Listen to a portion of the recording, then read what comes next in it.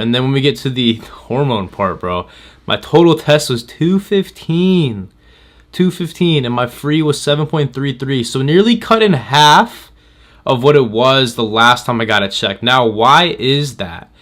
Based on what I've talked to a few of my friends who are in like the IFBB Pro, like bodybuilding world, this could have been.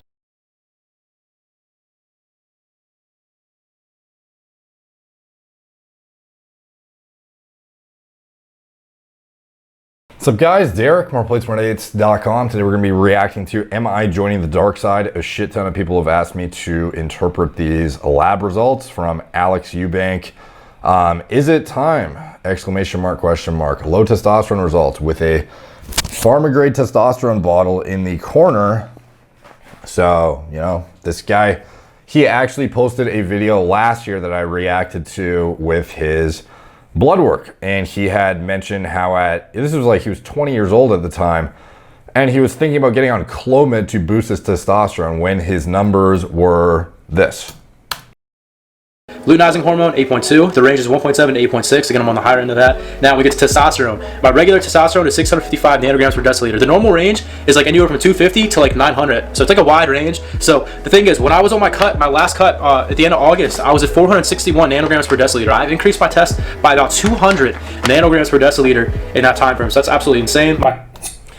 So I was about to interject in this video, but I will just interject and give a summation. Basically, his luteinizing hormone's at the high end of normal, almost super physiological. His total T is in the 600s, and taking Clomid was nonsensical. I describe in elaborate detail why in this video. So if you want to go watch that, you can. But basically, this guy had like peaked out Leydig cell stimulation through luteinizing hormone production, which downstream stimulates the Leydig cells. So for him, intratesticular testosterone production was like, you know, like fucking queued up and pretty optimized for, you know, maximizing your levels to your genetic, you know, predisposition for what you actually need at your androgen receptors to induce the physiologic amounts of activity that you need to reach therapeutic, whatever it is in your brain, your heart, your bone, your everything. So for him, like, you know, the gonadotropin output looked good to a point that Clomid made it pretty much no fucking sense. And he acknowledged that and, you know, decided not to do it, which is good. But now he has this video over like a year and a half later at this point with new results. And is he joining the dark side? This is pretty serious. This is pretty serious. And like I have a big decision that I need to make, I guess, coming up. And if you're like an expert, I assume Derek is going to probably end up watching this video. Maybe he can give me some advice. I did reach out to him on my most recent blood work because I wasn't happy with it. Obviously, you guys see, even Brad was kind of shook by it. And I hope this proves that I'm natural because my testosterone has never been high, but I've been able to build a pretty decent physique regardless of that. So, 8/24/2020, my total cholesterol was, this lab work was from my actual doctor, so they didn't like go into detail on like all the stuff that like these clinics will go into, like with your LH and like your like actual hormones. So here my cholesterol, my total was 132, my HDL was 42, my LDL was 76. So I think my cholesterol is lower more recently. I think it's probably just due to me having a lot lower fat diet because I've been trying to, you know, stay pretty lean. So I calorically just eat less fat. Like for example, like if I eat salmon, like 8 ounces of salmon versus 8 ounces of cod, I can eat more of the cod and have less calories because there's no fat in it. So I feel like that's contributed to my test being low. Here it is. So in August 2020, my total test was at 461 nanograms per deciliter. They did not check my free test. Again, this was just my normal doctor. They don't really know anything about hormones, I feel like, so they don't really ask or check for anything. All right, so I got it rechecked, and this was January 25th or 25th of 2021. I got it rechecked. I was a little bit more bulked up, I believe. I was a little bit higher body fat percentage, quite a bit actually. Again, I was definitely not really dieting at this point. So my test was a bit higher, and I made a YouTube video on this a while back, I'm pretty sure. And then Derek made a video on it, and I was talking about going on Clomid because the people thought, I didn't know anything about any of that gear or anything at that point, and they were trying to tell me Clomid would boost my levels naturally. I never took Clomid. I never took it. I swore on everything I love. I never tried it out because J-Lane Fit and Cody Dial, two of my bodybuilding friends, told me that they were just trying to get me to hop on something for no reason. But what was interesting here is my LH levels, my luteinizing hormone was at the top of the reference range. It was 8.2 for my luteinizing hormone. And so my free testosterone here was 15.46. So keep that in mind. And my total test was 655. Yeah, that looks fine to me, dude. You know, but presumably this is the previous result that we went over last year. So this was fine. Like this is the hormone that's going to dictate how much intratesticular testosterone production you have stimulated to occur. So like this is like, what would you accomplish by adding Clomid into this?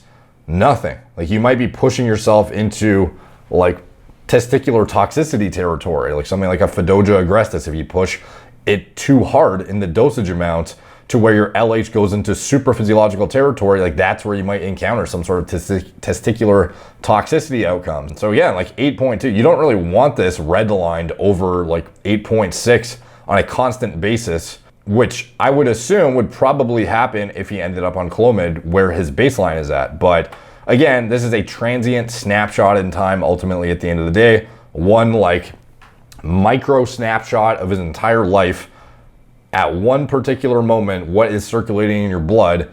It's obviously not like a representation of what's always going on. But anyways, like this would not be a cause for concern in my opinion at all. And this testosterone free percentage, 2.4%, like that's a good proportion in my opinion.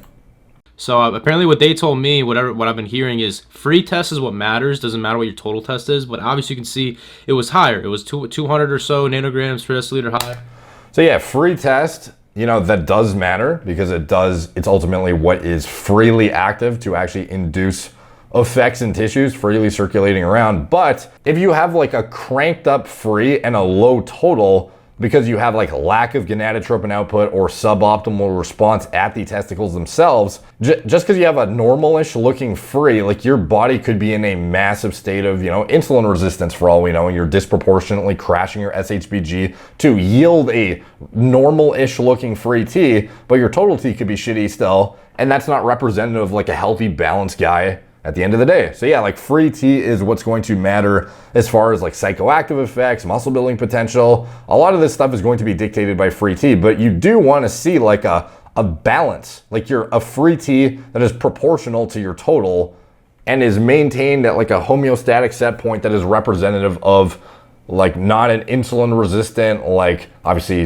he's a guy, so he's not gonna have PCOS or anything like that, but an individual who is actually metabolically healthy. Like this is representative of good, like a good free relative to a good total with a proportional free with a SHBG that is not too low or necessarily too high either. Because again, if this SHBG was non-existent, let's just say it was in the single digits because of his lifestyle and things he was taking and whatever the fuck, this total versus free, he could have a higher free proportionally with a shitty total and have, you know, not the best quality of life and not the best outcomes, despite the fact that his free is, you know, normalish looking. So again, like you want a good proportion of all this shit to begin with at the end of the day. It's not just about, is the free like as close to 25 nanograms per deciliter as possible. All of this shit you want in balance. You want a proportionate amount of estradiol being aromatized, not a disproportionately high amount. You want a amount of DHT being 5-alpha reduced that is enough to inhibit estrogen-induced RNA transcription so you don't get fucking gyno. Like as a natural, yeah, like if you have, you know, fucked up androgen to estrogen ratios, like you are going to end up with gyno too. That's like the thing that happens in puberty to some individuals. And a lot of that is genetic ultimately, but it's also lifestyle, dietary induced in some cases too. But yeah, like this is good and balanced. So it's not just your total T is fucking irrelevant. Like I think it should still be looked at for sure. Free test is what matters. Doesn't matter what your total test is, but obviously you can see it was higher. It was 200 or so nanograms per deciliter higher. I didn't know what my free test was in the last test, but 15.46 was like good. Like I was chilling there. I had no low T symptoms at all. But again, like I never got super high. It's still like, for that age, 655 is still like low key kind of low, given I was 20 years old. You know what I mean? So you could argue that it's low on paper, but ultimately at the end of the day, these are arbitrary numbers based on averages of individuals coming into the lab anyways. And if you are a genetic outlier, for example, maybe you're jacked as fuck with a 400 total. Like that is not out of the question. There are a lot of individuals that have superior body composition, superior strength, superior performance, better sex drives, better erectile quality, no ED, with lower testosterone levels than guys who had, 600, 700 or 800. Is that the norm? Not necessarily. Like, obviously in some like dose dependent format, essentially, the more testosterone you have, the more muscle building potential you're going to have relative to your own baseline. But just because you have a 655 at 20 years old, that doesn't mean you're low, or relative to your peers, you're like definitely low because you should have an 800 at 20 years old.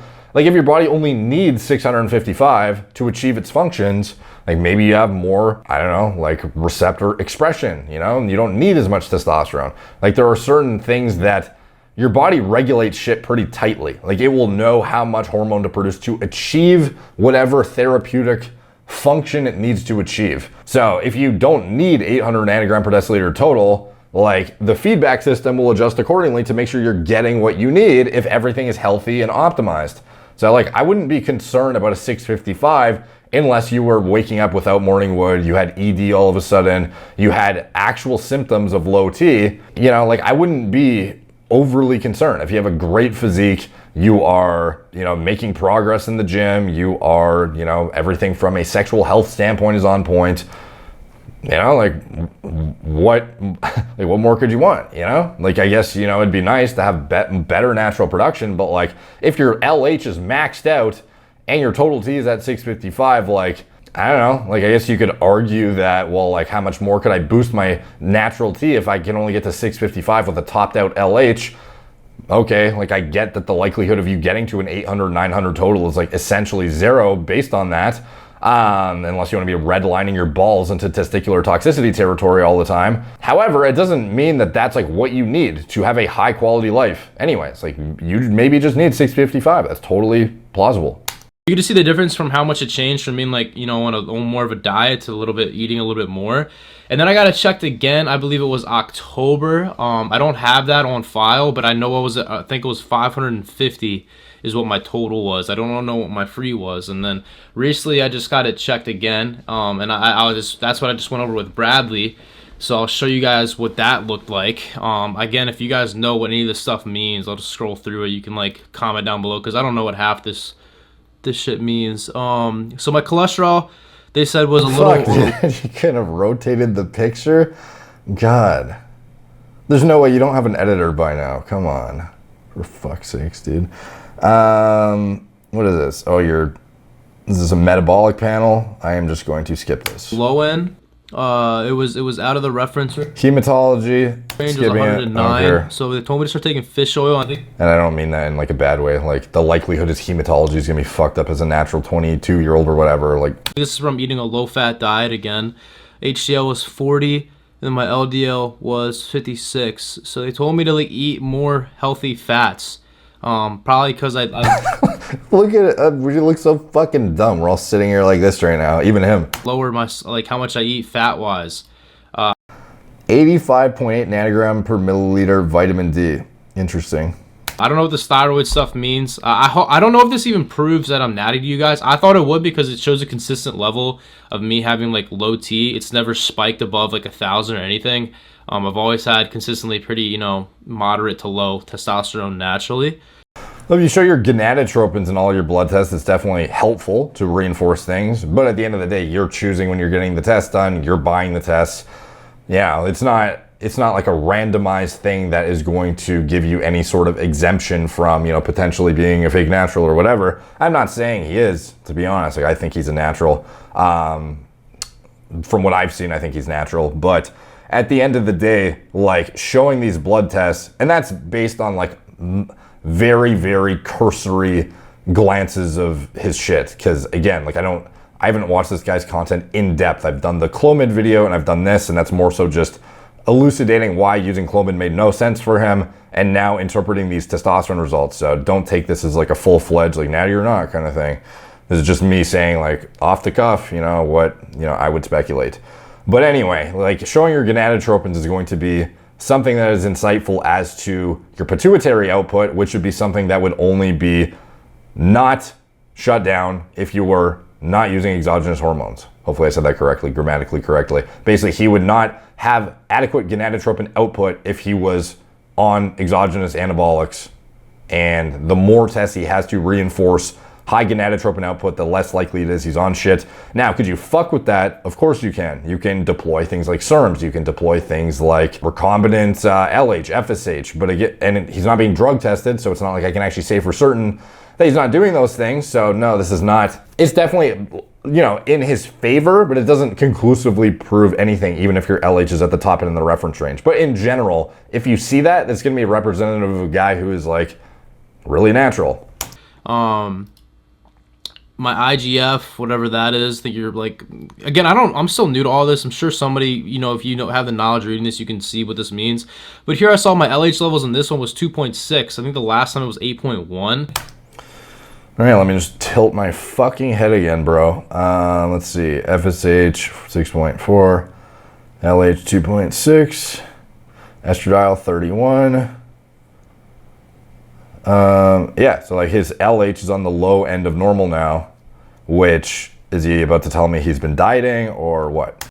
So I don't know why my LH is a lot lower now. Your luteinizing hormone, apparently, based on what I heard, it tells your balls to like make more tests, or it's like to make testosterone, to make sperm, to make all that stuff. So I'm curious to see why it's that much lower. And then when we get to the hormone part, bro, my total test was 215. Man, this one's super fucking crooked. Jesus.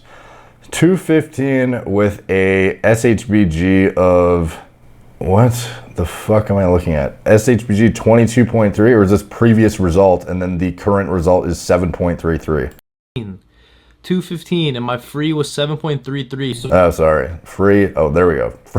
Even fucking. I've had a bad neck for like, I don't know, a year and a half now, and going sideways like this, I thought I was reading this line right here.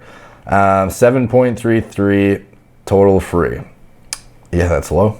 SHBG is normal though. Like this is still proportional for his total. It's just his total's low. So that's why his free is low. So it's not like there's something weird going on separately from these. You simply don't have enough testosterone being produced. And yeah, your LH is lower for sure, which is the fucking reason why your test is lower. So nearly cut in half of what it was the last time I got it checked. Now, why is that? Based on what I've talked to a few of my friends who are in like the IFBB Pro, like bodybuilding world, this could have been anything from just over dieting over the last 8 months. My social media's been doing really good over the last, like I'd say, 8 to 12 months. So I've really been focused on staying pretty lean for the most part, calorically restricting myself for a pretty long period of time naturally, and it definitely played a toll on me. Also stress, I've been going through a lot of stressful events. I'm very hard on myself. I'm constantly, working, making sure that I'm doing good. In the fitness industry is a very toxic industry to be in. So, I think stress definitely played a big role in that as well. My cortisol levels would probably been through the roof. So that could also be an issue why it's so low. What I personally think, I think it's definitely from having a low fat diet, calorically restricting myself for a long period of time, and then my anxiety.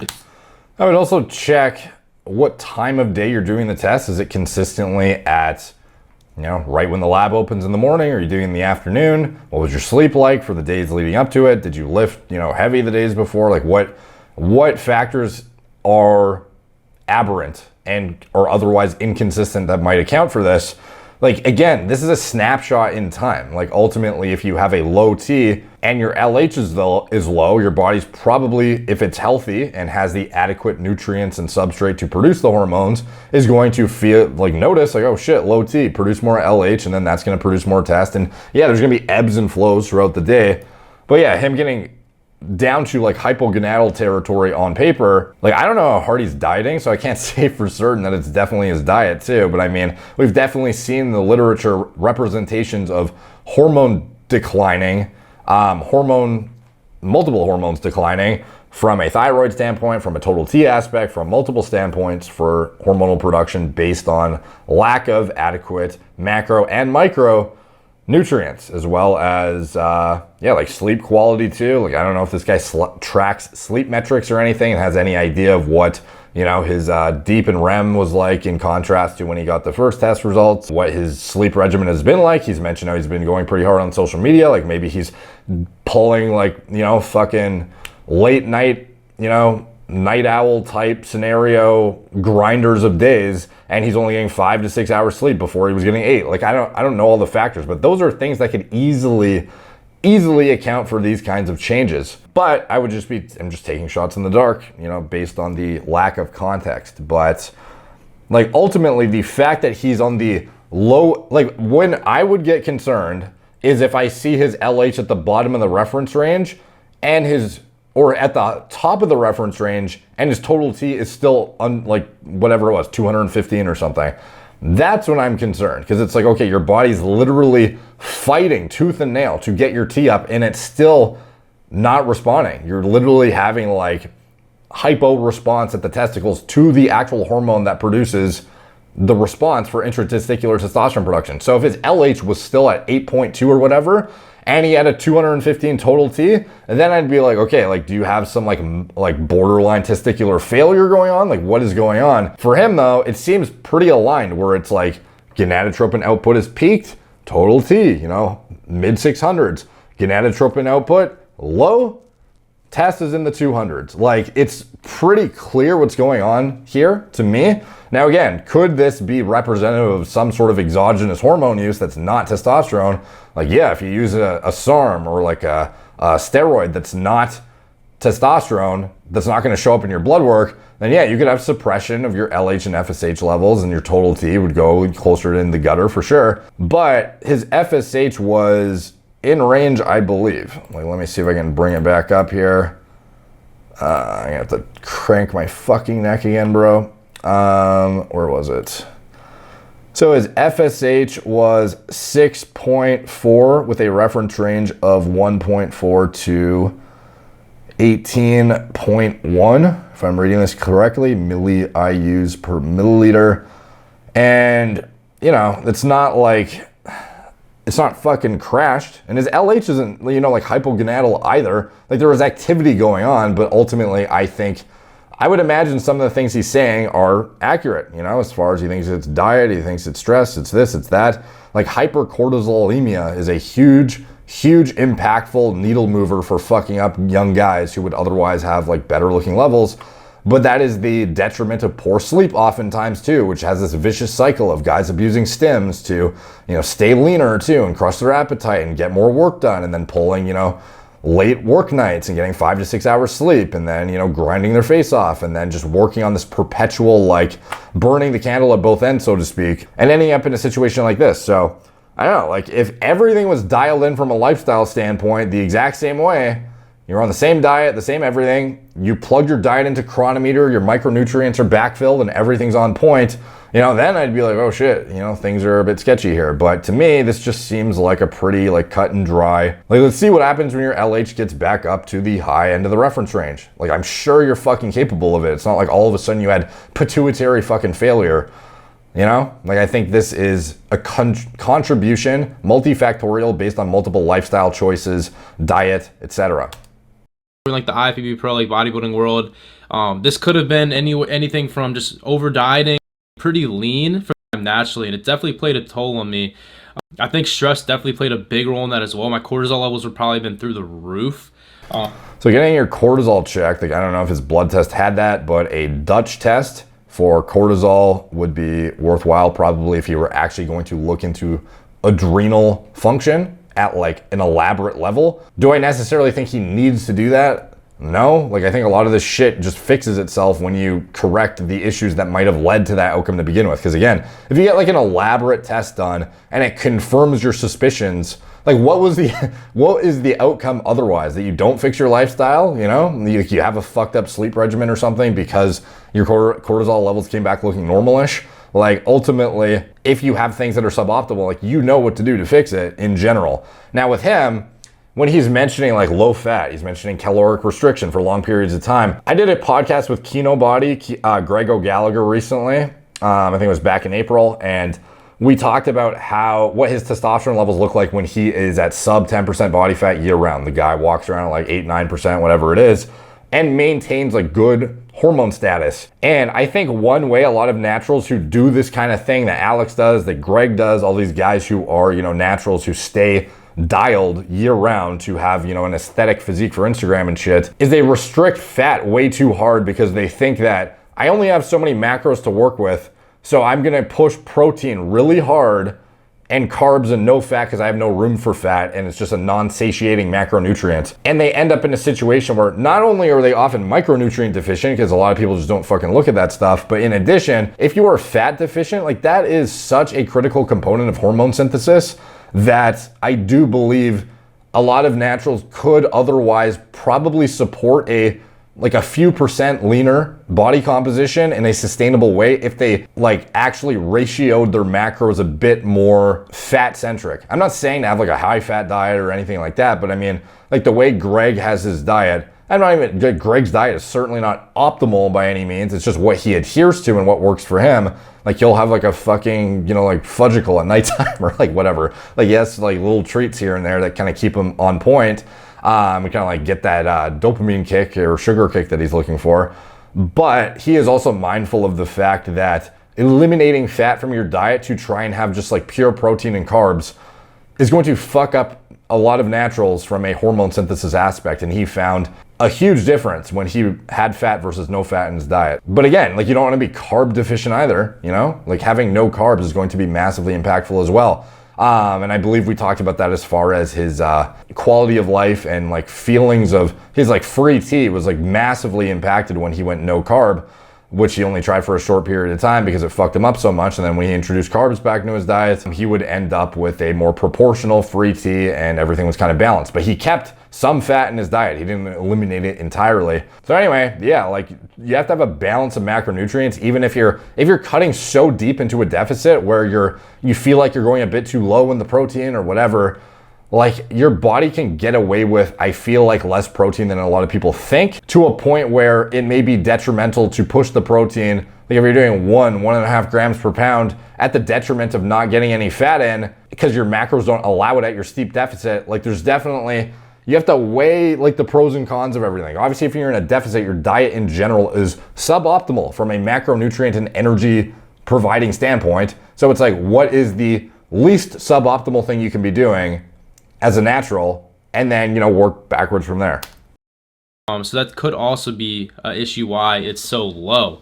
What I personally think, I think it's definitely from having a low-fat diet, calorically restricting myself for a long period of time, and then my anxiety. But still, that's bad. My dad got his stuff checked, and he was at like 350 one test, 400 another test, and he's 56 years old, so he's like way older than me. Like mine should not be that low, no matter how much stress or whatever I'm going through, should not be that low. And then I also have symptoms of low test, so that would be from anywhere from low libido, having bad sleep. I've had really bad like mental clarity at times. I'm all over the place mentally. Like I literally cannot dial in on one thing at all because I'm just so focused on doing all these different things at once that it gets super stressful. So I'm super hard on myself. I'll get random, you know, just low energy throughout the day where I feel like I need to just take a nap, but I don't nap. I just take caffeine. It doesn't even do anything to me.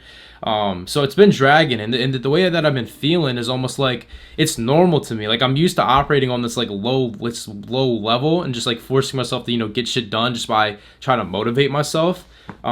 So it sucks. And then when I talk to my friends, because a lot of these guys in the industry, obviously they take different hormones. They're on TRT because they've taken SARMs in the past or whatever it may be, and the way that they experience life seems so much better, almost like the way that I'm supposed to be experiencing, but I'm not. So yeah, and this is the issue here. And that's why I'm making this video, is that a lot of you guys look up to me for being natural, right? You see me as a physique that you guys can attain. You know what I think this guy should do? I think he should go DM Marine and talk to him. He is a guy who literally went on TRT for this exact reason. He was a guy who wanted to maintain a shredded physique year round, found the quality of life and everything that came along with it.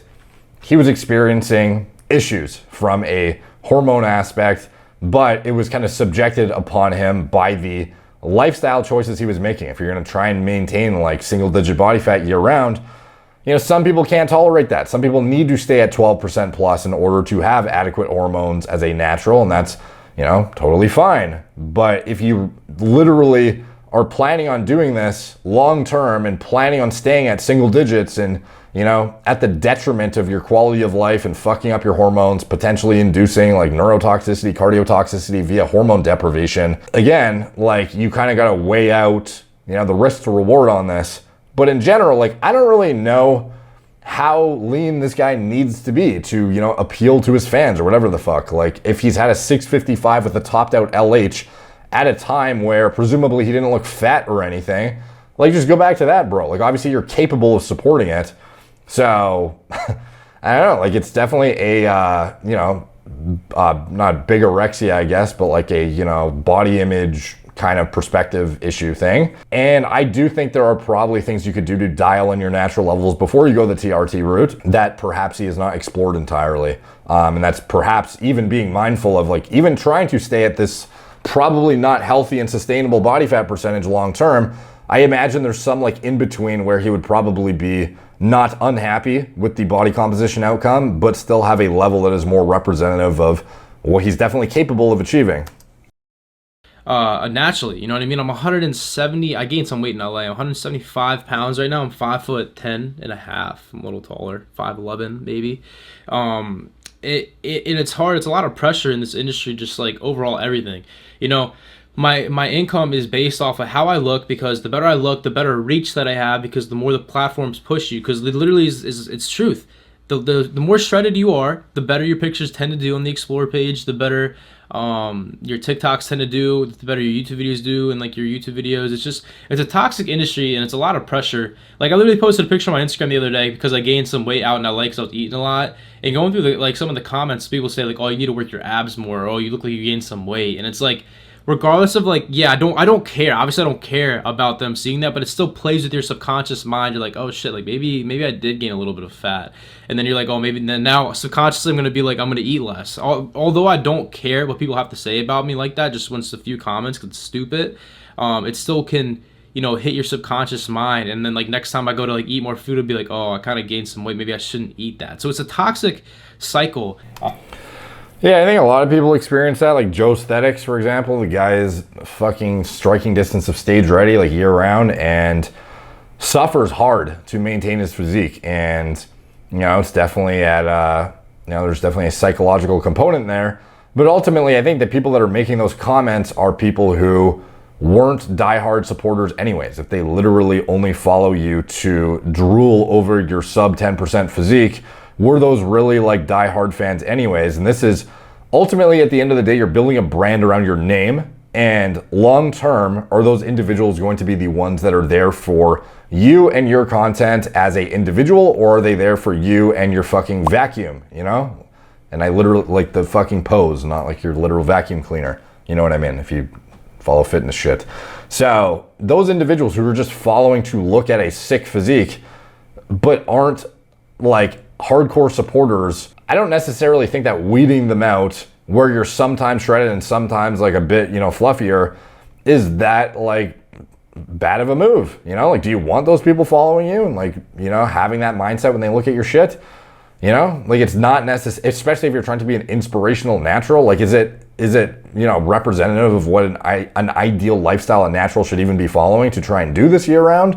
Like, is that the image you want to portray, that it is sustainable and that, look at me, like, I can do it, even when you're admitting right now, like, all the shit your lifestyle is undergoing in order to achieve this outcome? Like, presumably no. Like, the inspiration would then inspire other individuals to try the same thing and end up in a position maybe one day where they're making their own video about how they're fucking cranked out on caffeine, sleep sucks, getting erectile dysfunction, like all this shit.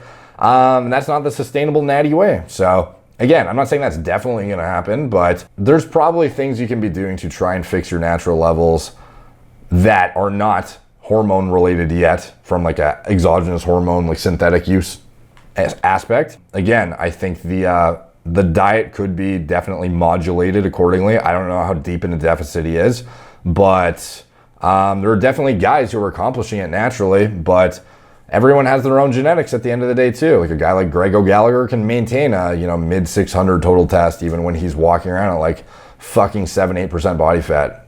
But I think a lot of it is trial and error, and like learning this shit and checking your blood work and seeing how you respond and going by symptoms too. And ultimately, if you can't support a single digit body fat physique as a natural without feeling like poor, then that's a like information that can be imparted on your viewers about like what you learned about this and like why they should be aware of the consequences of, you know, social media, you know, I don't know, the misguided perspectives of what goes on in the fitness industry. Like, obviously this shit, you know, resonates with people when they probably, if they're natural and they watch this shit.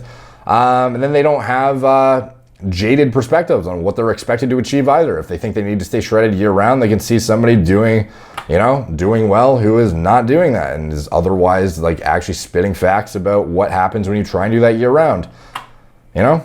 And yeah, maybe there are some people that can accomplish it year round, but I'd say they're, again, trial and error at the end of the day. So I don't know, is he about to tell me he's gonna hop on TRT or what?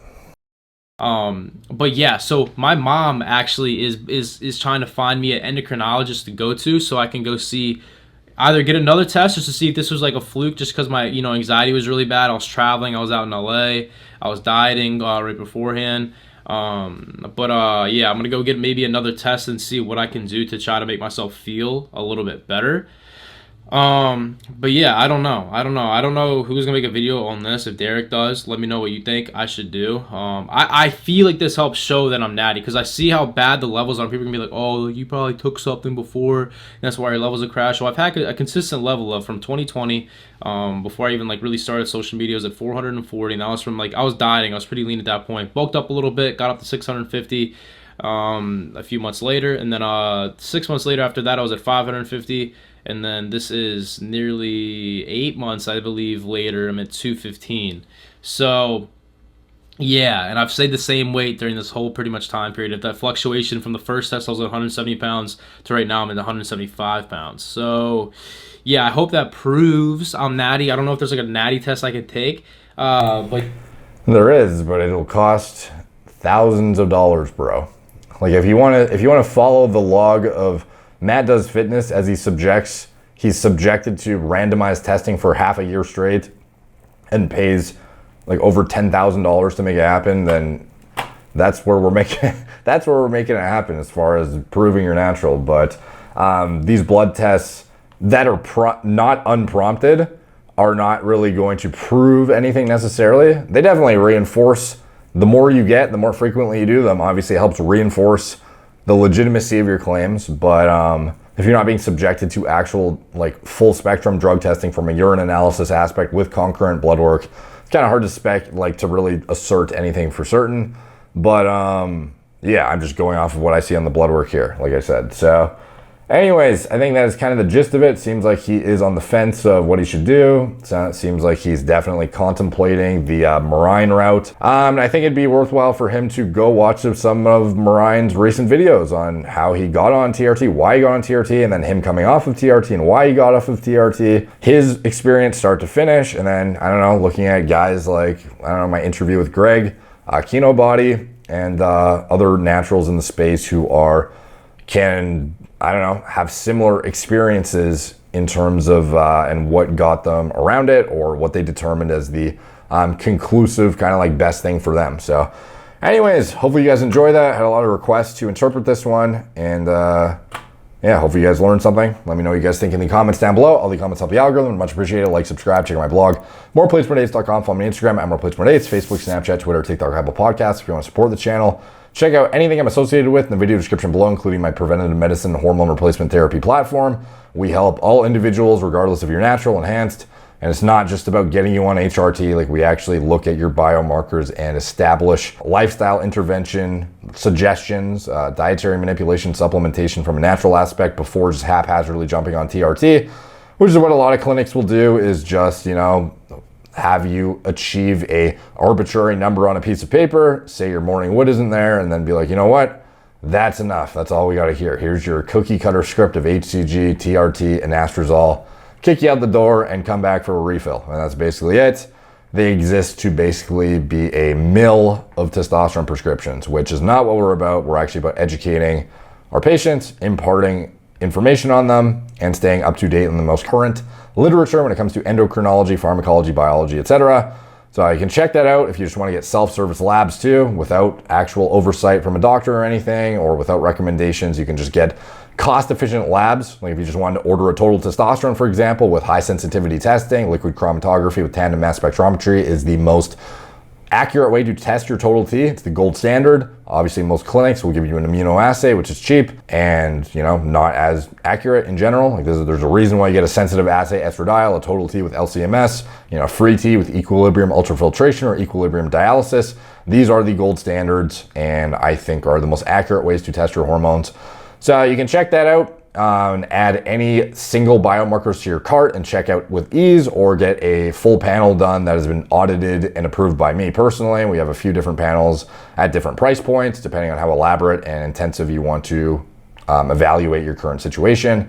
And yeah, so you can check that out and anything else I'm associated with, it's all in the video description below, as well as my recommended diet model for gaining muscle and sports performance, which is mindful of things like micronutrient intake. If you're looking for a diet that is actually tailored to hitting your micros and your macros simultaneously with a proportion of good macros that will support adequate testosterone levels, you can check that out as well. With the caveat that it's actually a diet that's pretty hard to cut aggressively on, so I wouldn't necessarily recommend it for those who are cutting really hard, but for guys who are at a maintenance or surplus and are looking to really optimize their performance and muscle growth outcomes, I would definitely recommend it. And anything else I'm associated with, it's all in the video description below. Talk to you guys soon.